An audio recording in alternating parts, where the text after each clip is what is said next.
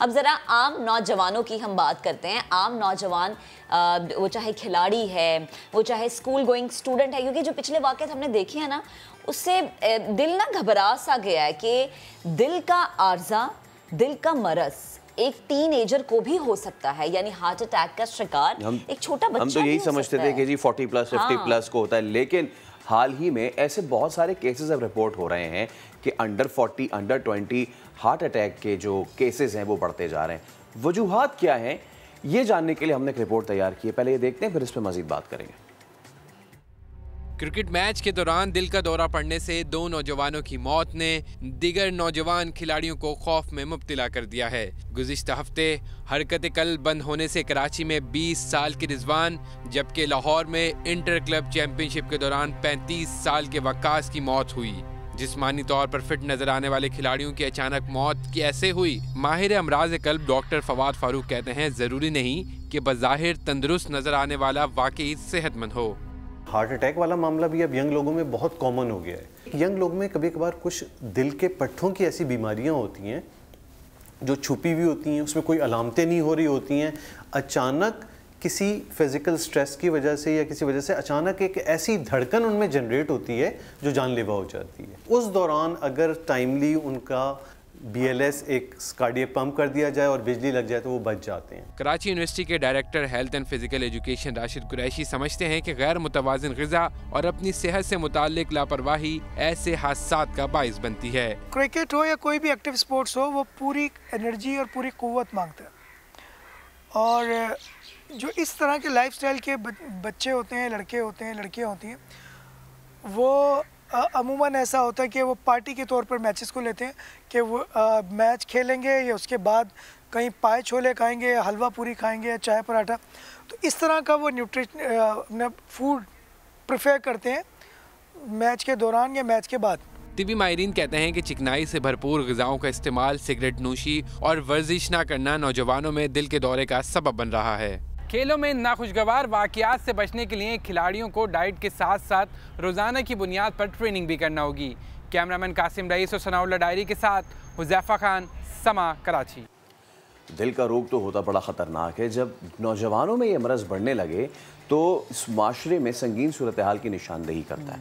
पाकिस्तान में लोग कुछ ऐसी ही ज़िंदगी गालिबन गुजार रहे हैं। नौजवानों में दिल के अमराज बढ़ते जा रहे हैं और हार्ट अटैक के बायस 25 साल से 40 साल तक की उम्र के अफराद की बहुत बड़ी तादाद को अस्पतालों में अब लाया जा रहा है। और चंद साल कबल तो हार्ट अटैक का एक सबसे कम उम्र 17 साल का मरीज भी लाया गया। एग्जैक्टली हम वही कह रहे हैं ना कि 17 देखें, टीन एजर्स भी जो है अब हमें इस लाइन में नजर आ रहे हैं। अल्लाह पाक सबके बच्चों को सलामत रखे, लेकिन आप देखें जो लोग मोटापे का शिकार होते हैं या स्मोकिंग के वो उनकी आदत होती है, ज़्यादा तशवीशनाक बात उनके लिए। क्यों? क्योंकि पाकिस्तान में अगर हम देखें कि ये जो आर्जा है, यानी दिल के अमराज के जो बढ़ते हुए मरीज़ हैं, उनमें इलाज की सकत नहीं होती। क्यों नहीं होती? स्मोकिंग कर रहे होते हैं। क्यों नहीं होती? वेट ज़्यादा ऑलरेडी उन्होंने पीछे से अपने आप को इतना ज़्यादा डैमेज किया होता है कि हल्का सा भी उनके हार्ट के साथ इंटरनल बॉडी इस चीज़ को एक्सेप्ट कर ही नहीं पाती ना, फिर आप ज़्यादा जो हैं वो आपको नुकसान होता है। इसके साथ साथ पाकिस्तान में ब्लड प्रेशर हो जाए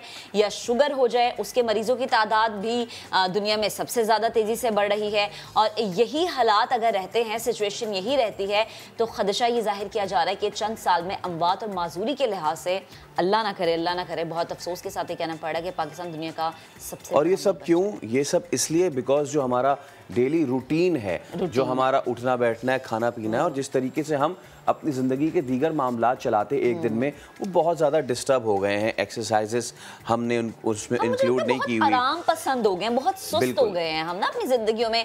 हमें हर चीज़ जो है अपने या तो बिस्तर पे चाहिए, या अगर जैसे विंटर का सीज़न है तो हम ये कहते हैं ओके ठीक है, ख्याल कर लेंगे, ज़रा सर्दियाँ 2-3 महीने की गुजर जाए फिर। लेकिन ये जो बेहतियाती है ना, गर्मी आती है तो फिर गर्मी लगती है, ये जो बेहतियाती है ना, ये आपको ले डूबती है। माहिर अमराज कल्ब डॉक्टर जावेद अकबर सियाल साहब ने हमें ज्वाइन किया। डॉक्टर साहब, बेहद शुक्रिया वक्त देने के लिए। बड़ी तशवीशनाक बात है कि सबसे कम उम्र जो हमने जिक्र किया है वो 17 ईयर्स है। पाकिस्तान में 40 साल से कम उम्र जो अफराद में हम देख रहे हैं कि दिल के दौरों की शरह जो है वो बढ़ने लगी है। 40 बड़ी एक नॉर्मल सी एज है कि हम कहते हैं कि अच्छा ठीक है 40 है, 40 भी क्रॉस नहीं किया आपने, आप बड़े एक्टिव हैं और आप अपनी ज़िंदगी को बड़े अच्छे तरीके से आगे लेके चलते हैं। लेकिन जो सिचुएशन हम इस वक्त जिसका जिक्र करें, बड़ी अलार्मिंग है? प्लीज जरा आसानी के लिए समझाएगा कि ऐसा क्यों है। बिस्मिल्लाहिर्रहमानिर्रहीम। सबसे पहले तो मैं शुक्रिया अदा करूंगा समा न्यूज़ का, जिन्होंने मुझे दावत दी अपने प्रोग्राम में आने के लिए। तो अब मैं आऊँगा आपकी सवाल की तरफ जी कि पाकिस्तान, ना सिर्फ पाकिस्तान में बल्कि पूरी दुनिया में ये जो डिज़ीज़ हम समझते थे पहले कि ओल्ड एज की डिज़ीज़ है या 40 या 50 साल के बाद लोगों को ये अफेक्ट करती है, अब ये यंगर जनरेशन में आना शुरू हो गई। ट्रू। उसके क्या असबाब हो सकते हैं?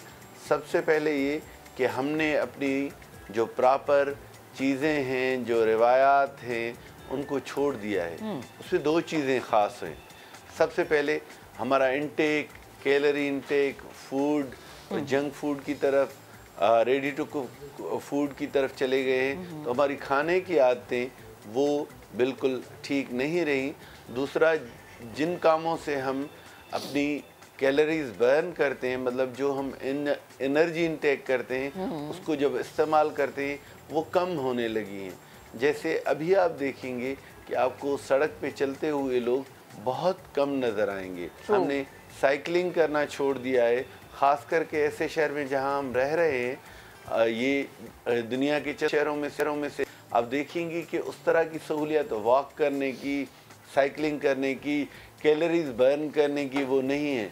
दूसरा, हमारी तरफ से, मतलब हमारी इन टर्म्स ऑफ जो गवर्नमेंट की तरफ से उस तरह की आ गई, और ये हमारी रिस्पॉन्सिबिलिटी भी है कि हम आवाम को आगाह करें।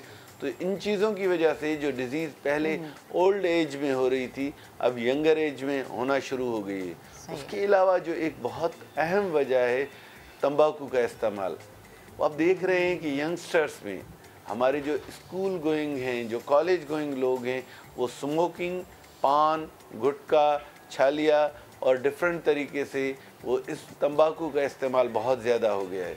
तो उसकी वजह से ये यंग ऑनसेट और छोटी उम्र में जो हार्ट की बीमारियों का आना बहुत आम सी बात हो गई। अच्छा, हमने ये भी सुना है कि जितनी यंग एज में दिल का दौरा पड़ेगा उतना ही खतरनाक और जानलेवा साबित हो सकता है, ये क्यों? एक चीज़ अगर हम साइंस की बात करें तो हार्ट अटैक में 3 out of 10 people will die within 1 hour। ये यहाँ पे नहीं बल्कि पूरी दुनिया में 10 में से 3 लोग ऐसे होते हैं जो अस्पताल तक भी नहीं पहुँच पाते। और आप खुद समझ सकते हैं, आपके डेफिनेटली आपके एक्सपीरियंस या नॉलेज में ऐसी बात होगी कि आदमी बिल्कुल मज़े से बैठा था और एकदम से फिर विद इन 1 hour, जिसको सडन कार्डियक डेथ कहते हैं, वो होता है। अब वो तो हर एज में होता है कि उसकी एज कोई बहुत ज़्यादा डिफ़ाइन नहीं हुई। उसके बाद जो 70% पेशेंट हैं जो उस फेज़ में नहीं है, जो हॉस्पिटल तक पहुंच जाते हैं, वहाँ पे हमारा रोल आता है। हमारा मतलब कार्डियोलॉजिस्ट का रोल आता है, हॉस्पिटल का रोल आता है, प्रोसीजर्स का रोल आता है। और उन्हीं 70% में टाइम जब इम्पॉर्टेंट इस तरह से कि मुझे ये बड़ा फ़ख्र महसूस हो रहा है यहाँ बात करते हुए। मेरा ताल्लुक़ भी national institute of cardiovascular disease से है, जिसकी 10 हॉस्पिटल इस वक्त सिंध के मुख्तलिफ एरिया में काम कर रहे हैं। वहाँ पे हमारे ट्रेंड लोग हैं और ये ट्रीटमेंट का बेहतर इलाज है पूरी दुनिया में कि हार्ट अटैक वाले की एंजियोप्लास्टी कर दी जाए।